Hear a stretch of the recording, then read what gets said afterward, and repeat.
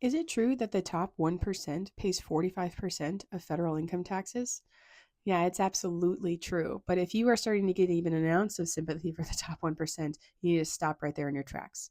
Here's a few things to keep in mind. One, federal income taxes are not the sum of all taxes paid in the United States. For example, that excludes Social Security taxes, that excludes sales taxes, property taxes, and corporate taxes.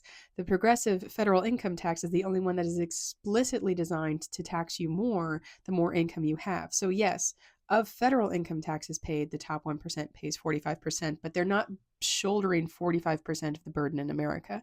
Two, it is not the result of their income taxes actually going up.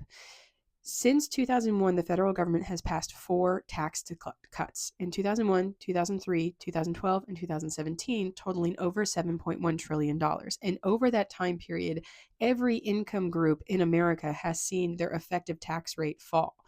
Even the top 1% and top 1.1% have seen their taxes go down.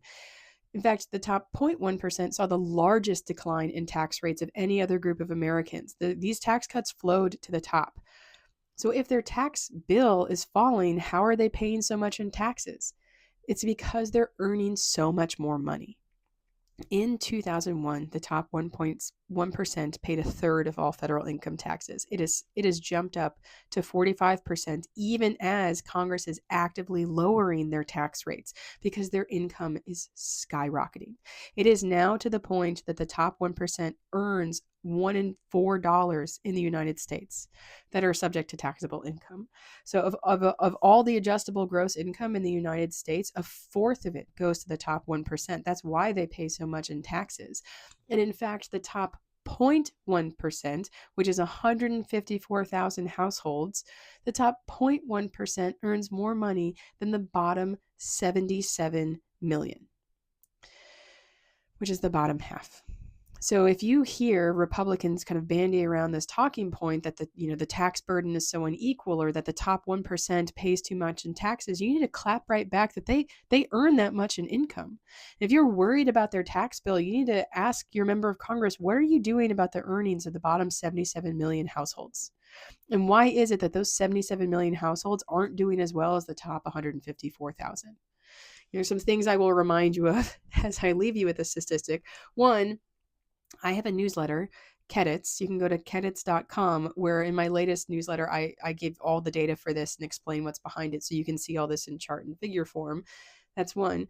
Two, a reminder that 1 in 4 private sector workers doesn't have paid sick days, and I promise you none of them are in the top 1%. 75% of private sector workers don't have paid family leave. The minimum wage has not been increased since 2009. It remains $7.25 an hour. The right for workers to unionize and organize to collectively bargain with their employers is at the end of an unprecedented assault. You might cheer on the union victories at Starbucks, but they don't have a contract because their victory is hollow to the point that Starbucks actually gives them a higher paying wage, which they haven't. Workers in the United States are at just this absolute nadir of power in terms of the laws that are set up to protect them. And your members of Congress might be sitting there telling you to feel sorry for the top 1% and all the taxes that they have to pay. I don't feel sorry for all the money they earn, and I want to know what Congress is going to do for the bottom 77 million of us. And if you hear that stat passed around of how much do you think the top 1% should pay in taxes, you should clap back. How much do you think the bottom 77 million should earn in income?